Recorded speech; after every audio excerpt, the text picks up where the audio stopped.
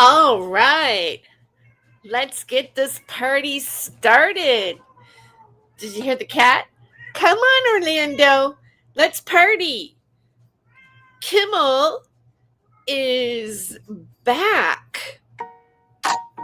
Kimmel's back. Kimmel's back. Kimmel's back.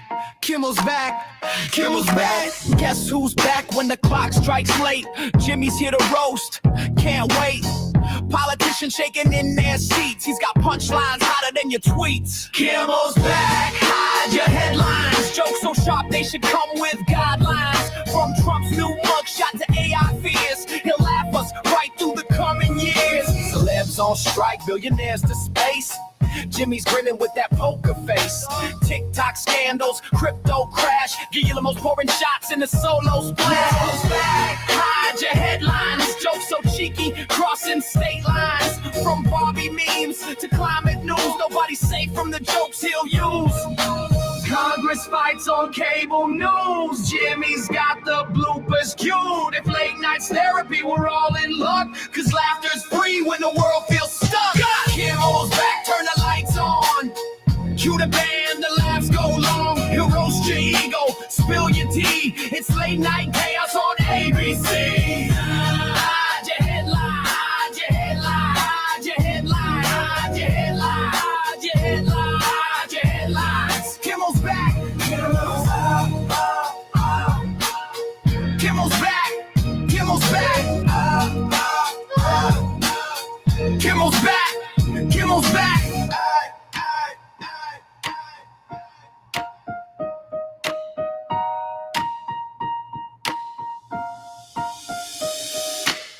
All right. That's another one that's gonna that might be playing. All right, so Kimmel is back, and so I'm celebrating.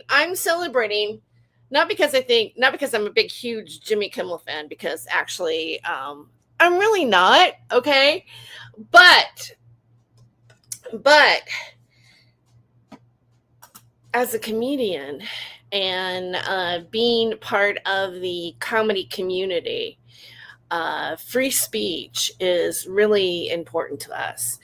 And comedians have a legacy of bucking up the system in terms of free speech. Let's just start with Lenny Bruce.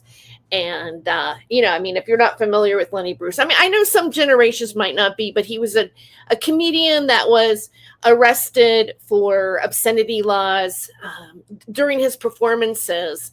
And he was really criticizing law enforcement, religion, and profanity was there, but it was mainly the topics and the criticism that he was making as a comedian.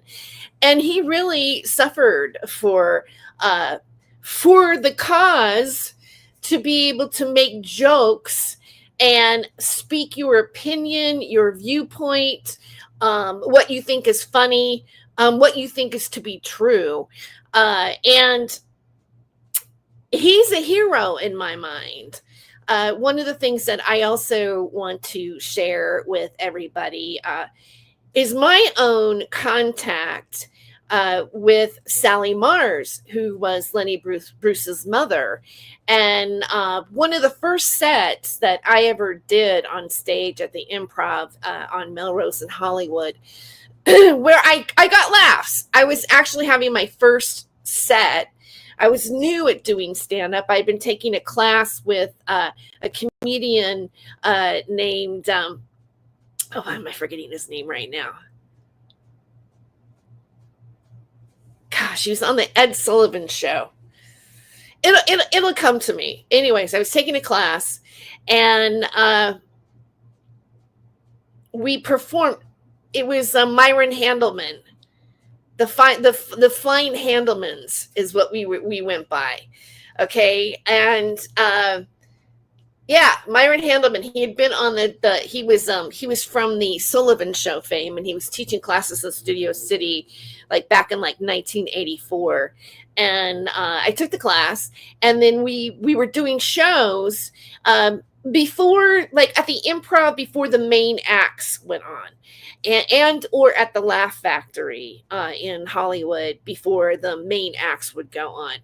And there was one night on a show that I wasn't scheduled to perform on, but there was a fallout, and I was asked, do you want to perform tonight? And I was, I agreed. And I did my set, and I remember that it was that time where I went, oh my God, I'm really having a set. And, it's like you start your act and you're telling the jokes, and then you get to the punchline, and then you go on to, you have the laughter happens, and it peaks, and then it comes down, and then you hit it with your next premise and then your next joke. And it was like, it was doing it. It was like I was hitting it. Like it was really happening. It's kind of like riding a bike for the first time. And I got off stage, and an elderly woman grabbed my hand, and she said, oh, I think you're really funny, honey. Why don't you just come down and sit next to me? And I said, okay.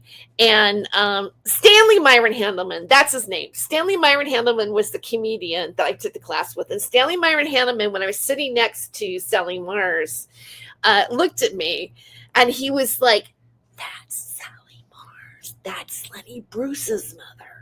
And, even then, being a new comic, I understand peripherally who he was, and I knew some of what had happened, but not to the level that I do now, and that's why I want to talk about it as well.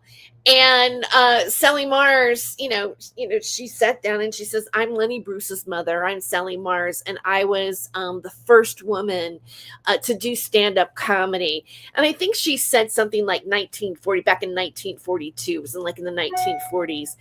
And, she says, I think you're really funny, and I'd like to help you.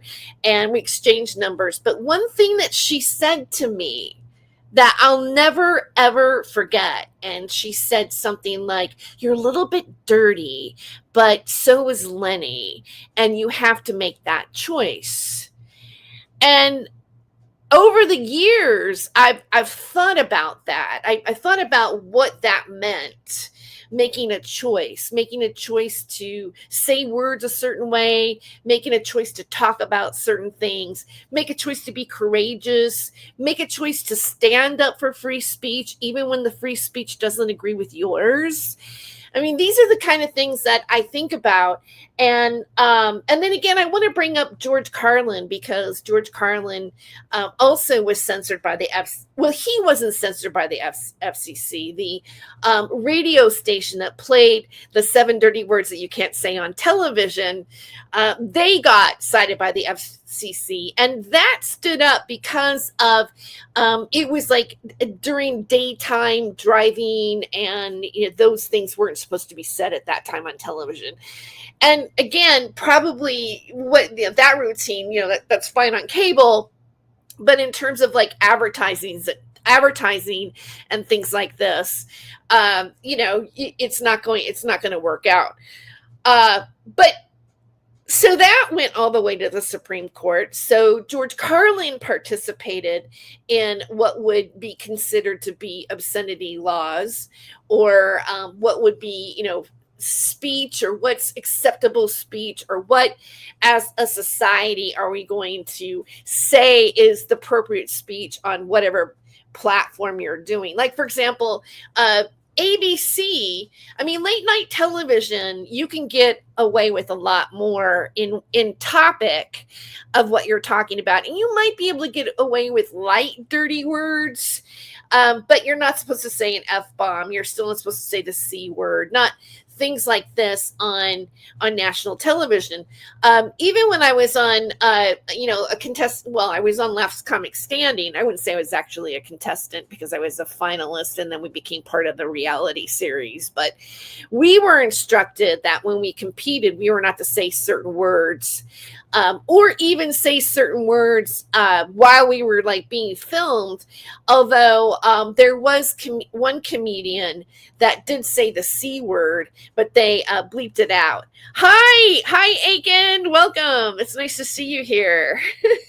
Yeah, I just, when I decided to do this show today, one of the reasons why I am doing this show, because I'm actually so busy right now. I have 2 big articles to write with deadlines, tomorrow, Wednesday, and definitely in the throes of, schooling for the MFA program.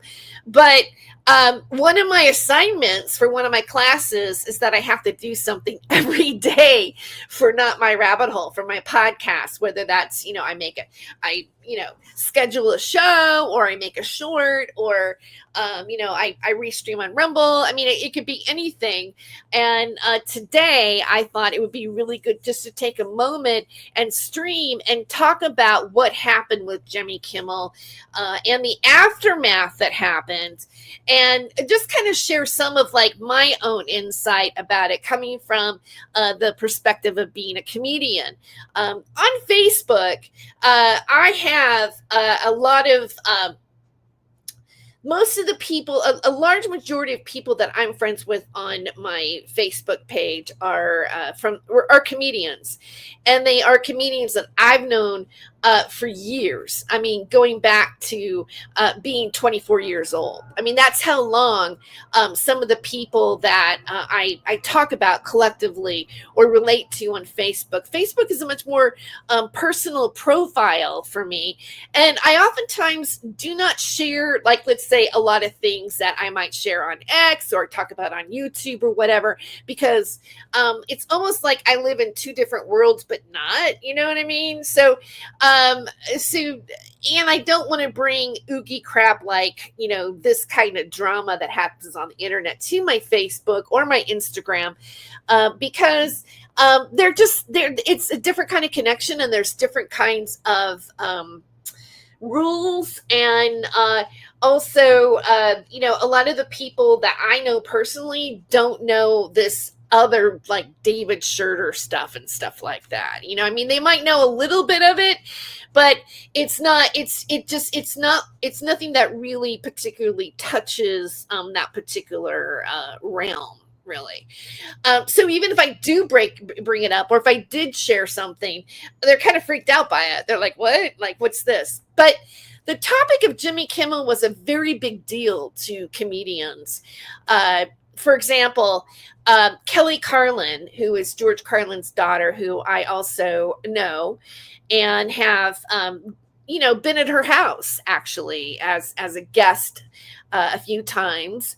And also I used to perform in circles in LA with a group of people where we would have even a spoken word comedy, written word. It was just a hodgepodge of comedians. And really, there were certain nights where we were told we do not bring up our stand-up, that we bring up and we share a story, or we do storytelling, or we break, the patterns, the parameters of our creative speaking. And, Kelly Carlin was one of those people. I used to also do some shows. I did some shows at the Actors Gang underneath, I am blanking on him too. Comedian, pretty known comedian, Paul Provenza. Paul Provenza was doing the Satiristas show, which I was on one of them. It was a show that he did, and Kelly Carlin and a lot of other comedians and people were in that network of people. By the way, I want to share something with you. And Kelly Carlin was actually a part of this at the Actors Gang. They did a themed show on religion, and it was kind of like done on the stage, and there were all these kind of like exhibits of people, comedians represented all the different types of faiths on the table. And I don't know, you guys, I don't know who remembers this, but there was a character on Saturday Night Live when Saturday Night was good, called Father Guido Sarducci, which was, the Father Guido Sarducci. It was hilarious. Like, he would like say something like, if when you learn Spanish, you're only going to use a few words anyways, like "Cómo estás bien y tú," like just kind of things like this. Anyways, it was a great character. Look it up, Dr. Guido Sarducci, and he was the main act that night. I couldn't believe it. I go, oh my God, I'm actually listening to, not doctor, but Father Guido Sarducci. I've been sending emails to a lot of doctors, so doctors on the brain. I mean, PhD doctors, not like physical, scalpel doctor. But so he performed, and then that night, this is the strange part about it. I had a friend that gave me a satin, like in the 80s, satin jackets were really popular. Like, I remember in high school, like I loved having a satin jacket. I had a blue one, I had a yellow one. It was kind of a thing. Or you would have like pants that had satin piping that went down the side of the pants. And it was a whole look that that went away. But when the Pope John Paul II went on, his world tour, he sold swag, and one of them was this, a satin jacket that said the Pope John Paul, the second tour. And, it was hilarious. I didn't know where I would wear this, right? But because this religious event was taking place, I decided to wear the satin jacket, to the event. And I'm telling you, my jacket was so popular. Like, everybody was like, oh my God, your jacket. Oh my God, I love your jacket. And I go, yeah, it was bought at a thrift store for $1.50. And at the Actors Gang, okay, there was like this patio area outside where you can get a glass of wine or whatever. People can mingle and, smoke and, partake in herb or whatever it is, because that is, at the time, medical marijuana was legal. And at events like that, when it was legal, if it was an outdoor event, they would allow you to partake. And so I was there, and all of a sudden I'm up at the bar, right? And I'm ordering a drink, and I feel Paul Provenza touch me on my back, and he goes, "Where did you get that jacket?" And I told him, and he goes, "I'm wearing the pin," and he shows me the pin of the same tour. I'm telling you, I couldn't believe how synchronistic that was, right? That he had swag from the same Pope tour, which to me symbolizes how religion is marketed, how it's got marketing with swag and people buying things. There's a transference of money, publicity, marketing for a religion, for the Pope. Like, you can't separate the two. And that was the irony of that. But getting back to it, like, yes, I have been around comedians, family members of comedians that stood kind of where Jimmy Kimmel is right now. Kind of like, like where he was gonna get kicked off of a show because of some jokes. And I know this is a really, I'm sure, like, I'm like me going like that and celebrating like Kimmel, like, getting a show back. I'm sure that really irritates some people. I know it irritates some people because I made a comment on Facebook yesterday, which, this actually really inspired this stream for me to even come on and make this my assignment for my class. Because, I posted and I said, I was noticing on social media there was these arguments like, well, Roseanne was discriminated against, and Dave Chappelle, and it just went Megyn Kelly and Tucker Carlson. It was like there was a whole list of Tim Allen. It was a whole list of people that were right wing leaning, pundits, comedians. They got in trouble and canceled because of their political views. And then over here you had Jimmy Kimmel and other people experiencing another type of censorship. And it was like, even though, like, I just thought, well, I wrote, if you're like, we need to stop doing that. Like we need to, rally behind all speech, all comedians, all artists, regardless of their political viewpoints, that we have that covered under the First Amendment, that we have the right to be an asshole, and, or what might be determined as that, or maybe you're offended, or you don't like my, a person's viewpoint, or you want to argue the person's viewpoint. But that's what makes a democracy. We need to have these different ideas, respectfully sharing them, because that's how we make decisions.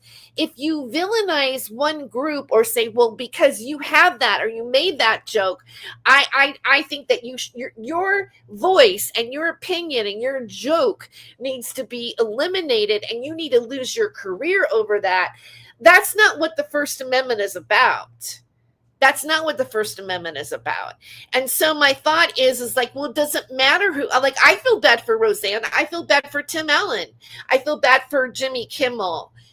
I mean, I might swing one way or another politically in my own opinion on something, but I've been on both sides of the fence. I've found value in Republican ideals just as much as I found value in liberal ideals. So, but even then, when you're talking about the art form of comedy, when you're talking about, people writing things, the artistic world, we suffered from Charlie McCarthyism and, the writers being blackballed during that particular time.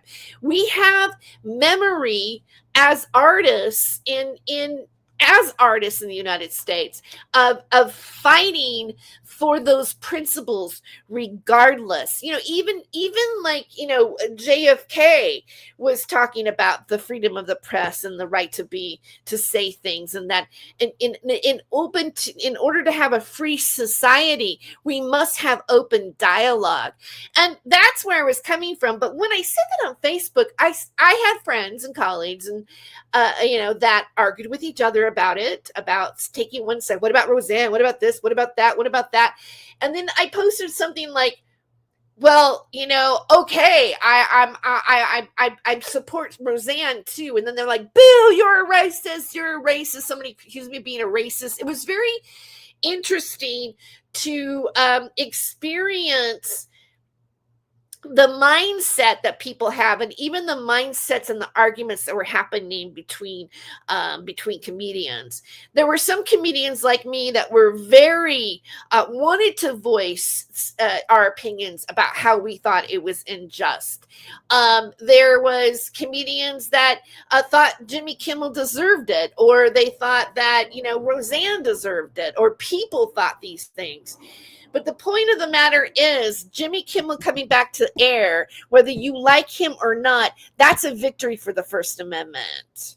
I'm just gonna. That's what I think. It's a victory for the First Amendment. It's necessary for all of our well-being to have free speech, because when you start eliminating the journalists and the comedians and the writers and the artists and and the literary word, then we are really violating the First Amendment and of the Constitution, which our principles in this country is founded on.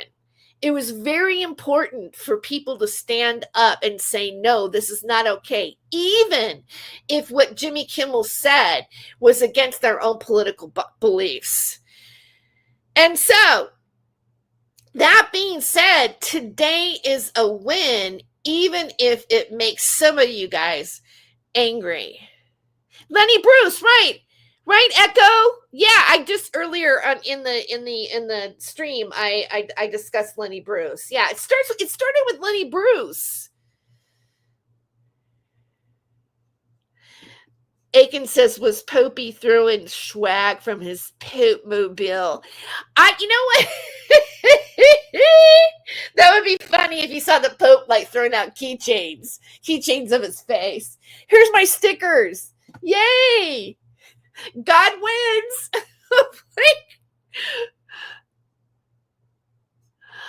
Being busy is a really good problem to have. Yeah.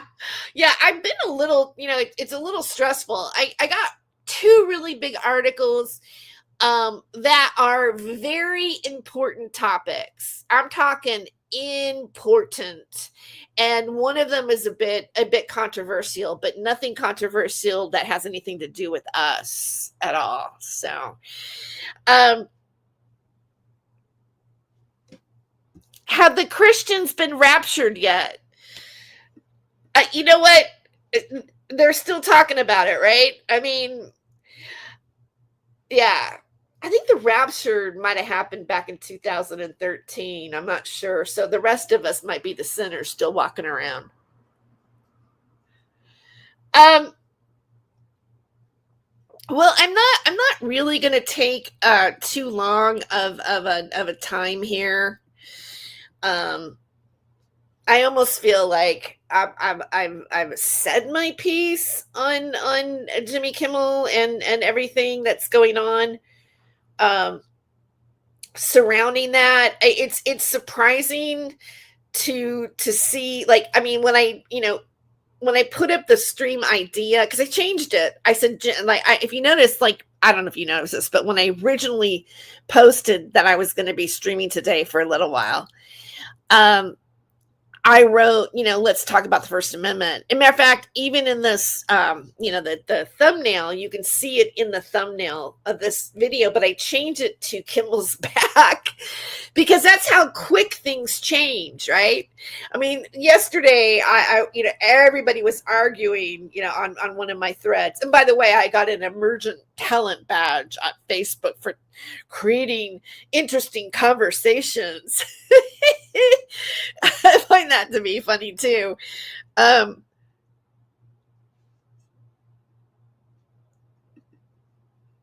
They're all saying it's happening in the next couple of days. Oh, are they?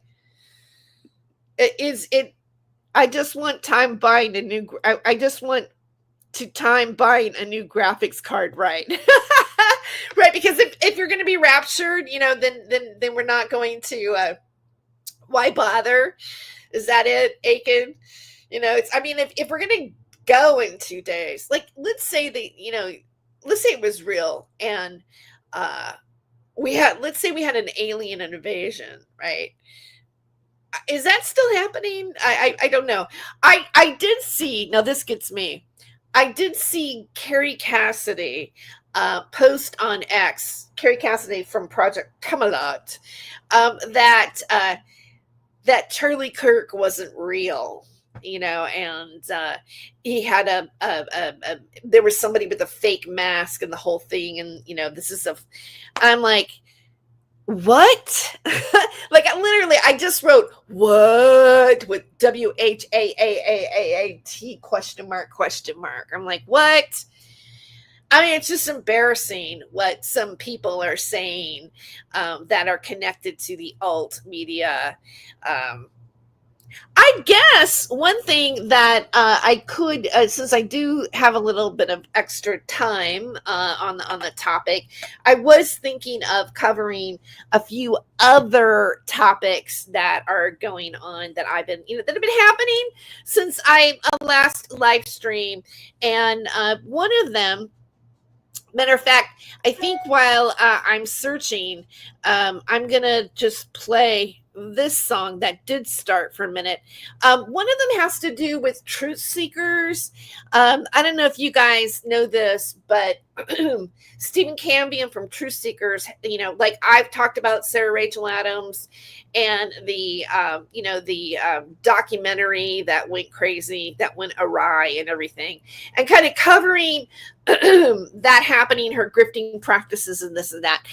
Stephen Cambion on Truth Seekers he has a much bigger following than I do. So at this point, and there was one time where I when he first started, I had more followers on my other channel than he did, and then I lost that channel, and now I have this channel, and then he has way more followers than I have. But Stephen and I have been friends. We've become friends over this. Actually, it was kind of Sarah that sort of connected us because I noticed him talking about Sarah Rachel Adams.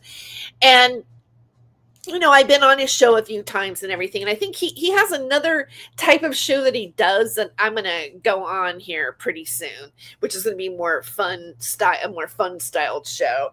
But we've been in communication and everything, and it is known that that Sarah, after he showed the body cam footage of what happened in Jupiter, Florida, with Steve Harvey's family and everything, after he showed that footage, which was edited by Spooky, he did an interview Tahinder Gill, who is Sarah Rachel Adams' manager. She called CPS on him. And Sarah Rachel Adams did. And I don't know if you know this, but Stephen has an autistic son, of which in their initial meeting, the initial relation between Sarah and Sarah and Stephen is about, at first he did like an interview with her, and she was saying that she could communicate and help his autistic son psychically, which Stephen felt was a scam. So it's kind of ironic or really cruel that and Stephen criticized her for being unable to do that. She also and he also set it up that he had a magician friend who pretended to be stage 4 cancer to ask Sarah to do a healing, and she said that she was looking at him and that he had it, and she was doing this to him and that and blah blah blah blah, but the whole thing was actually made up. And so that also showed that Sarah didn't really have any ability to assess whether somebody was lying about whether they were sick, or whether that she was able to do any of the things that she professes to be doing. And that's kind of like where it started. And then as time has gone on, and the Stephen has criticized and publicly investigated certain things that Sarah was doing, like selling med beds or med bed related items that have no proof of having a medicinal value for anybody. He has spent certain videos calling her out, and he talked about this a few days ago. I'm going to see if I can pull up the video, maybe to share a little bit, just to kind of hear a little bit of his own words. But in the meantime, I'm going to go ahead and play this song. When I die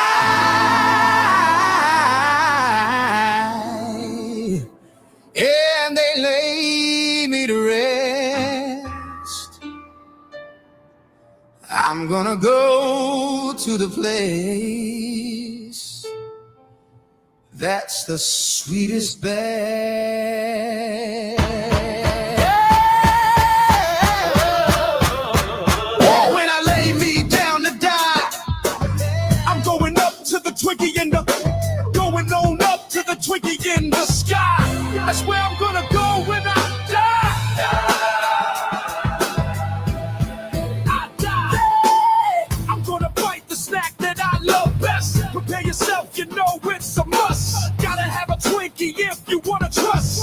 Just saying, Lordy, I'm so spread. Gonna meet the Twinkie in the sky. Never been a sinner, sweet tooth. I got an orange sponge cake, a creamy truth. So when I die, don't ask me why. I'm going G up to the Twinkie in the sky. Going on up to the Twinkie in the sky. That's where I'm gonna go when I die.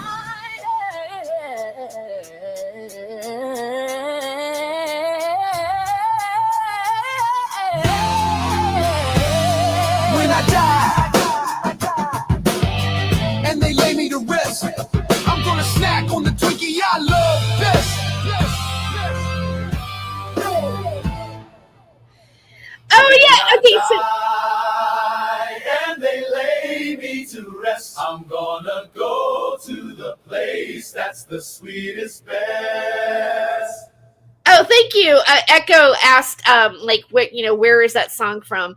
And I said it's AI created, on song on Asuno.com. Yeah, so it slaps. Thank you. Yeah, that song is actually inspired by David Schurter, actually, and so I put some lyrics in, and then.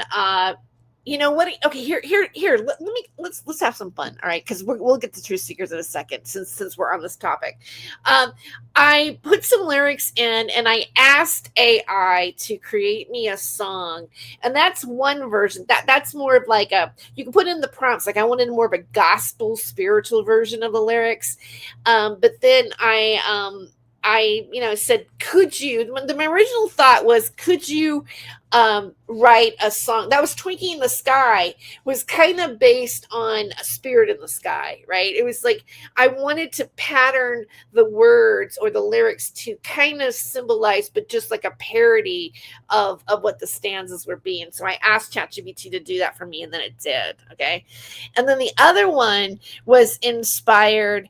It's called Super Twink, and I wanted to be like Rick James and make it a parody on that. And this one, I spent more time writing my own lyrics into it, but I'll play this one too, just for fun.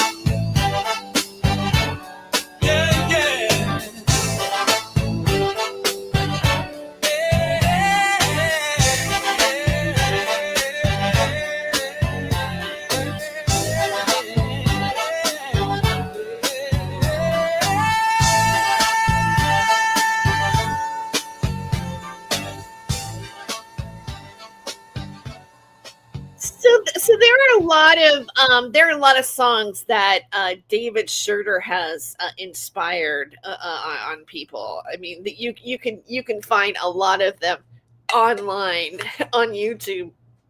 So, but I started playing it. I'm doing it. I have a station. It's called Astral Record 6980, and I make it on Suno.com. And so it's, if you are an artist, I mean a real, you really do music, you can also add your own lyrics, I mean not lyrics, but your own notes and instrumentals and everything like that. The software allows you to blend using their platform for real musicians, not just somebody like me who is not singing my own lyrics. You can even sing your own lyrics, but somebody who just wants to create certain genres of types of music to use for their show, and then just plug in a song.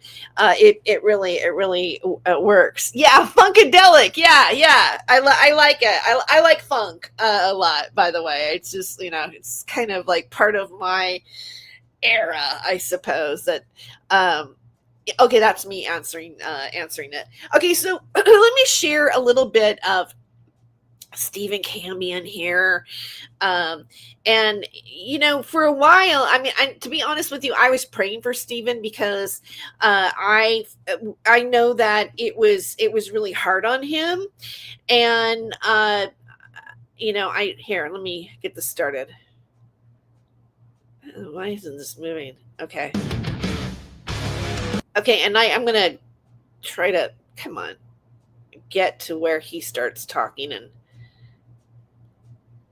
let's just let him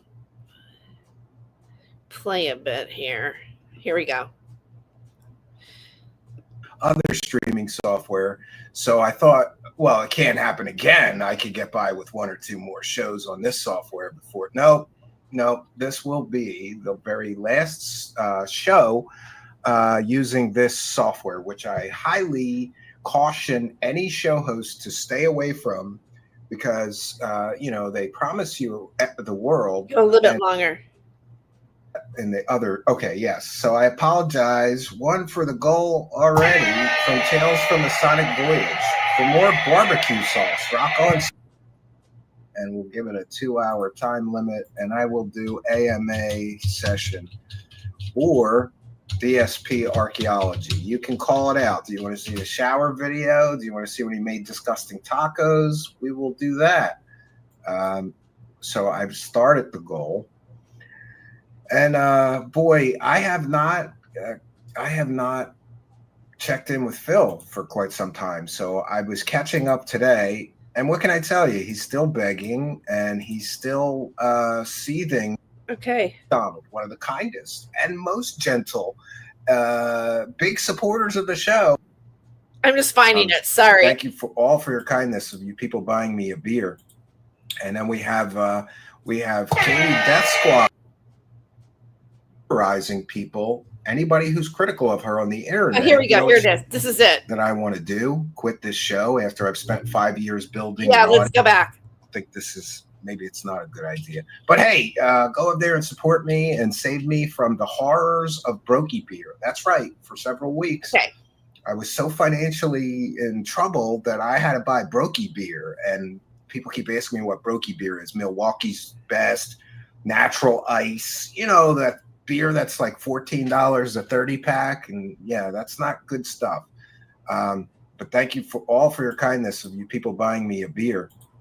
And then we have Katie Death Squad is here. We're back too far. Phil is balding and Ket is fat with you. I may have to just walk away from this squad for your support. That's one for the goal. I think we're going to end my children. Okay, so, darn it. I'm spending too much money on beer or whatever. And, I should cut back. And so I decided I will only spend whatever is in the buy me a beer or buy me a coffee every month. But so far that's doing much better than my usual budget. So I don't think this is, maybe it's not a good idea. But hey, go up there and support me and save me from the horrors of Brokey beer. That's right. For several weeks, I was so financially in trouble that I had to buy Brokey beer. And people keep asking me what Brokey beer is. Milwaukee's Best, natural ice, that beer that's like $14 a 30 pack. And yeah, that's not good stuff. But thank you for your kindness of you people buying me a beer. And then we have Katie Death Squad is here. Phil is balding and Ket is fat. We will allow that. We will allow that. I mean, we have to, right? Thank you, Katie Death Squad, for your support. That's one for the goal. I think we're going to hit the goal tonight. I feel it in my bones. The dollar signs are too powerful for a lot of people, man. Yeah, and another, just a quick note, there's a reason we're back to Phil, and that is I am completely and totally disgusted with UFO New Age scammers and grifters. And I can't say too much because now I have become involved in what is going to be a legal situation with someone that we covered who decided it would be a good idea to attack not just me, but my wife and my children. And it's, kind of a long story, so I'm not going to get into the details because, I'm still talking to an attorney.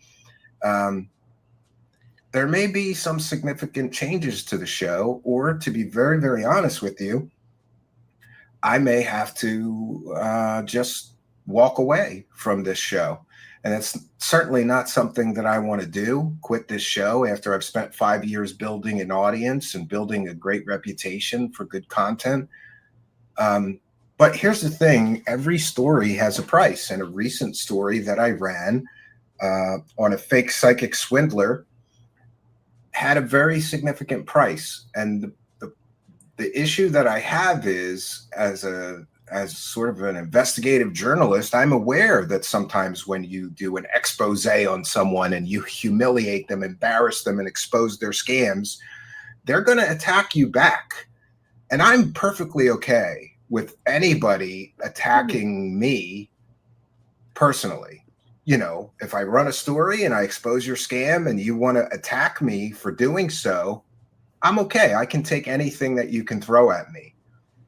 The problem comes when they attack my wife and my children, who have nothing to do with this show, and they didn't sign up for this.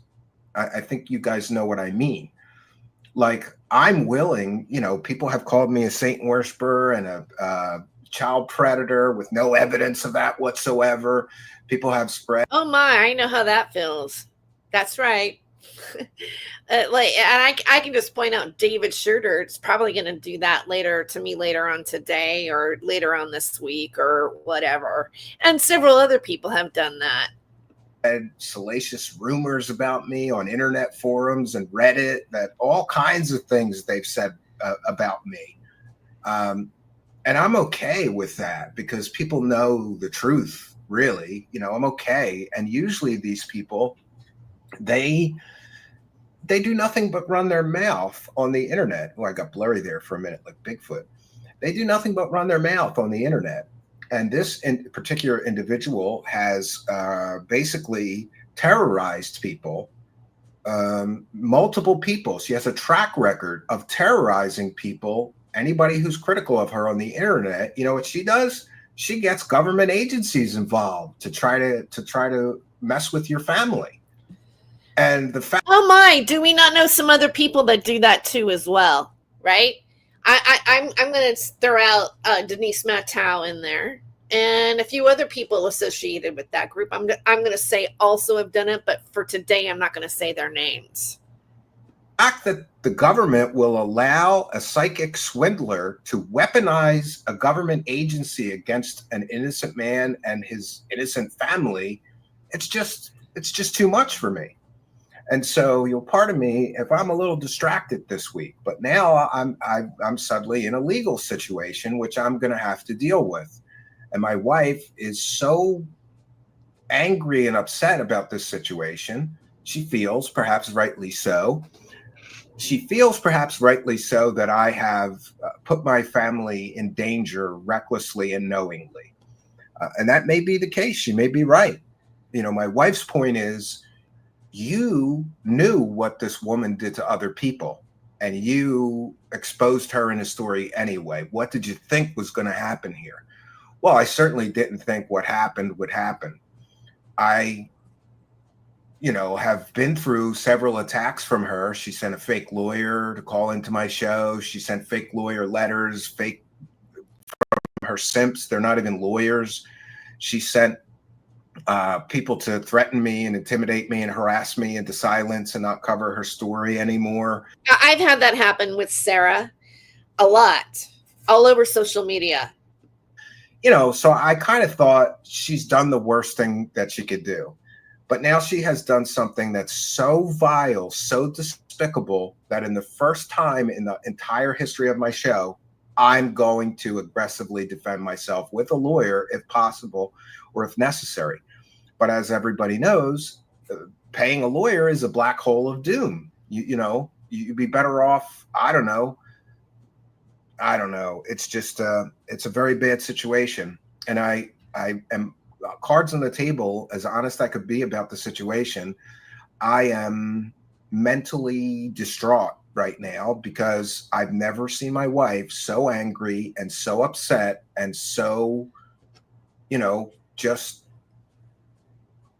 I've never seen my wife so emotionally affected by something stupid that's going on my show, because it's not stupid, because now this crazy woman who claims that she could take people up through a Stargate to visit aliens in a spaceship, who claims that she can turn into a wolf and does so frequently, who claims that she can heal people, even of terminal cancer, with her psychic powers, who claims that she could time travel and go to other dimensions and open stargates. Like, this woman has made some absolutely ridiculous claims. So when a woman like that calls a government office and starts making claims about me, my wife, and my children, I think they should at least consider the source of the claims and whether this person is credible to be making very serious accusations against me. And again, the woman has a proven track record. She has terrorized another woman in California for I believe it's 3 years, calling in multiple complaints to government agencies concerning her and her children. And that woman has sued her. But I think that this woman, Sarah, she just ignores lawsuits. So what do I do here? Now I have to deal with a government agency and maybe an investigation and all kinds of stuff. And it's really a bad situation. So terrible is this situation that I really almost didn't come here today.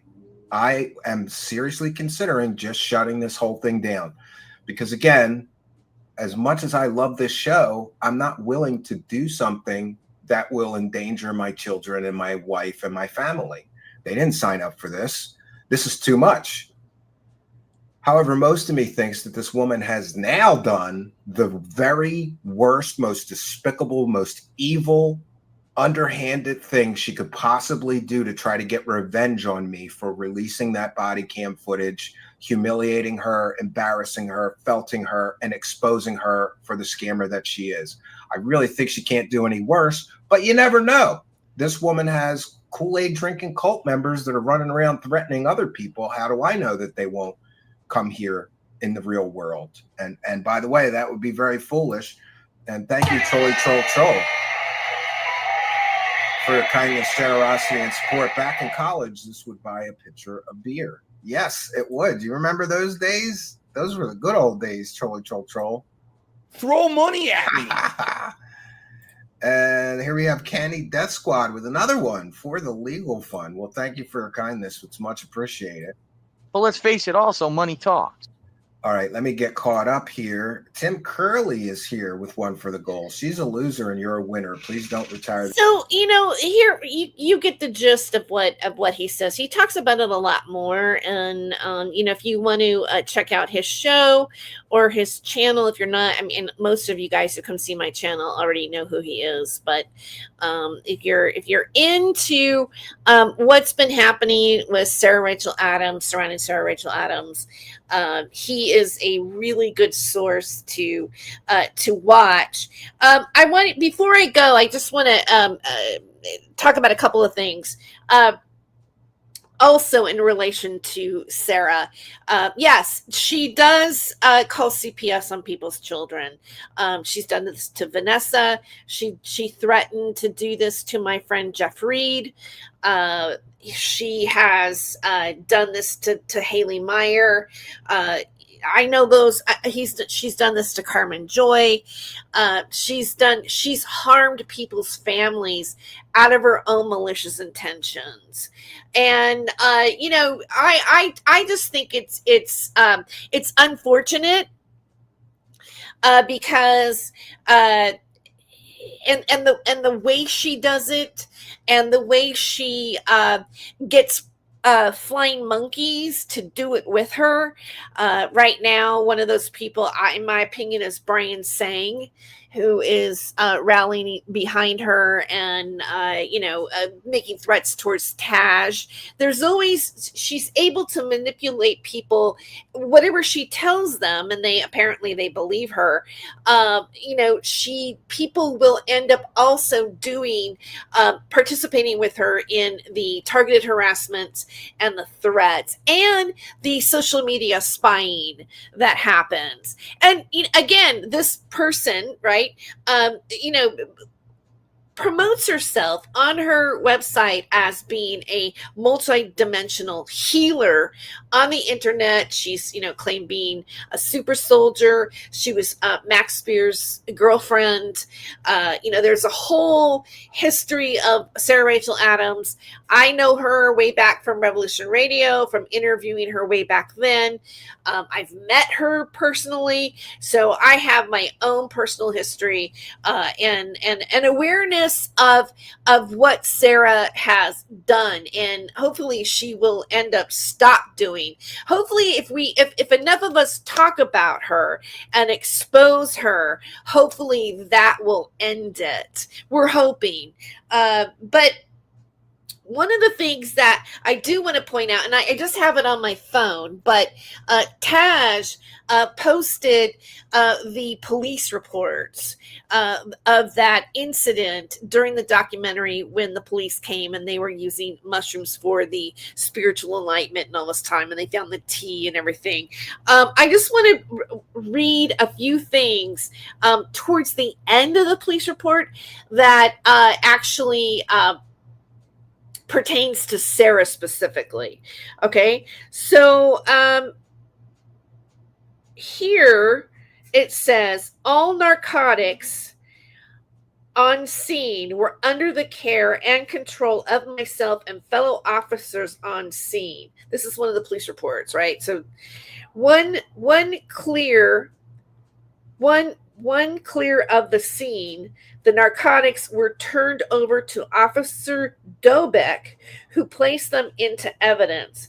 Following this incident, 2 more follow-ups were conducted with Adams, so Sarah.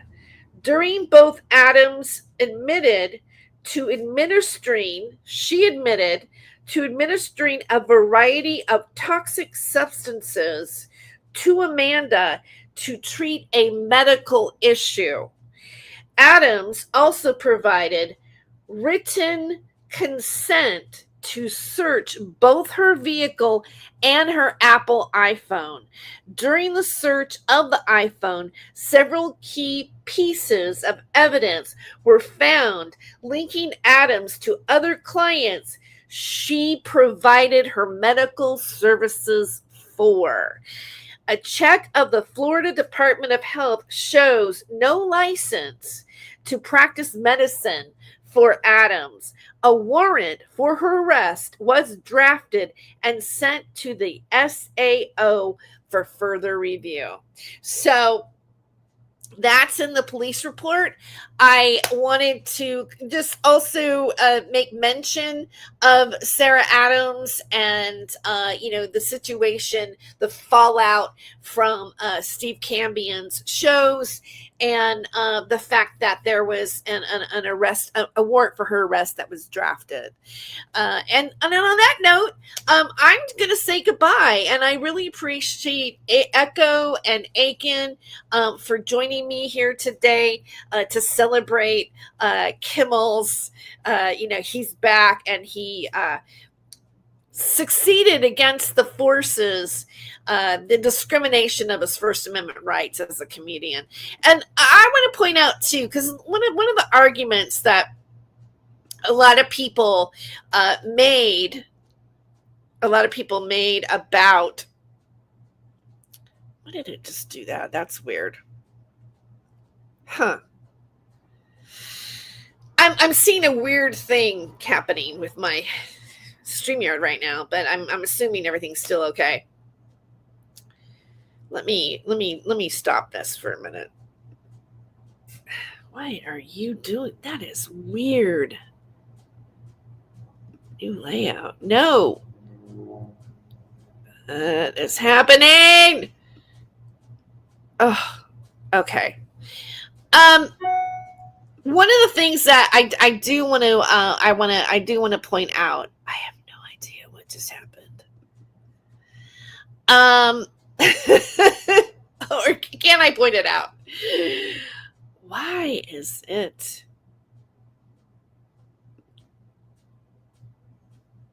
That's strange. Oh, here. Okay. Oh, no. Okay, now I'm back to normal. Sorry. All right, we're going to end the show here in a minute. We're going to top this off. A lot of people were... Damn it. A lot of people... We're saying things like, oh, he had low ratings, and they let him go for poor ratings, and it really wasn't censorship and everything else. But here's the thing. Brendan Carr, who is the chairperson for the FCC, is appointed by the president. That position is always appointed by the president. The United States. And Brendan Carr, went on several shows and podcasts and, basically coerced ABC. There's a big merger happening. It was like, oh, if you want the merger to happen, you better not have Jimmy Kimmel on it. And, a person in that position, in his position, should never have done that in that matter. So that really stood out to people. So I just want to point that out. But I think it's a really good day that they rallied around Jimmy Kimmel. I know yesterday Wanda Sykes was supposed to be on the show the next day when it got canceled, and I saw some Instagram of her talking about it. And then there was a notification yesterday that they were in negotiations about Jimmy Kimmel, and that the staff was back on payroll again, because it wasn't just Jimmy Kimmel that lost his job. It was every single other person that works on that set, from the writers to the camera people to the crew to the set to the guests to everything. It wasn't just him that suffered from the discrimination or the violation against his First Amendment rights. So I just want to make that point. Hi, Angie. Hey, Angela. Nice to see you. It's always good to see you. And now I'm going to say goodbye. I have to go back and finish these articles that I have deadlines on.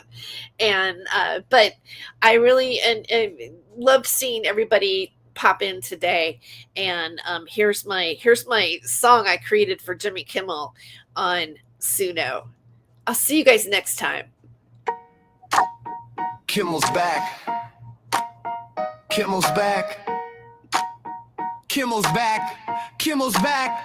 Kimmel's back. Guess who's back when the clock strikes late? Jimmy's here to roast. Can't wait. Politicians shaking in their seats. He's got punchlines hotter than your tweets. Kimmel's back. Hide your headlines. Jokes so sharp they should come with guidelines. From Trump's new mugshot to AI fears, he'll laugh us right through the coming years. Celebs on strike, billionaires to space. Jimmy's grinning with that poker face. TikTok scandals, crypto crash. Guillermo's pouring shots in the solo splash. Hide your headlines. Jokes so cheeky, crossing state lines. From Barbie memes to climate news, nobody's safe from the jokes he'll use. Congress Congress fights on cable news. Jimmy's got the bloopers queued. If late night's therapy, we're all in luck. Cause laughter's free when the world feels stuck.